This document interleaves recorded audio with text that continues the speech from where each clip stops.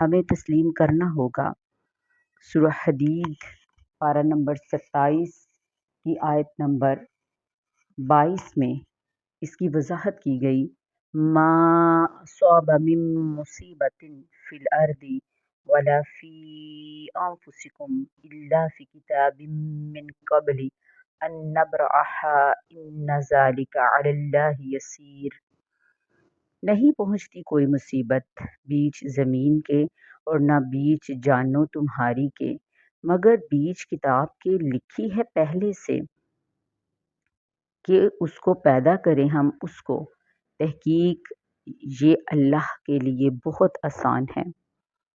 اس لیے جو بھی دکھ، جو بھی تکلیف پہنچی زمین میں، تمہاری جانوں کو لاحق ہوئی، یہ تمہاری زندگی کی کتاب میں لکھی ہوئی تھی، پہلے سے ہی درج تھی۔ جب اللہ نے ہماری جانوں کو پیدا بھی نہیں کیا تھا، اس وقت سے یہ لکھی ہوئی تھی۔ اس لیے افسوس نہ کیا کرو ان چیزوں پر جو کہ زندگی میں ہمارے ہاتھوں سے نکل جائیں۔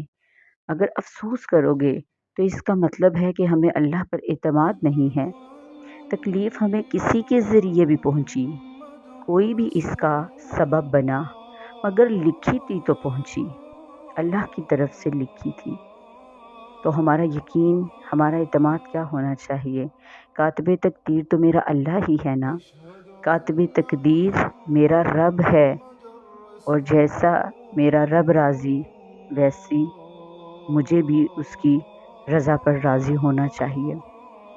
اس لیے ہمارا یقین اور ہمارا اعتماد قائم ہو جانا چاہیے، جم جانا چاہیے، بیٹھ جانا چاہیے کہ اللہ ایمان والوں کو کبھی تنہا نہیں چھوڑتا۔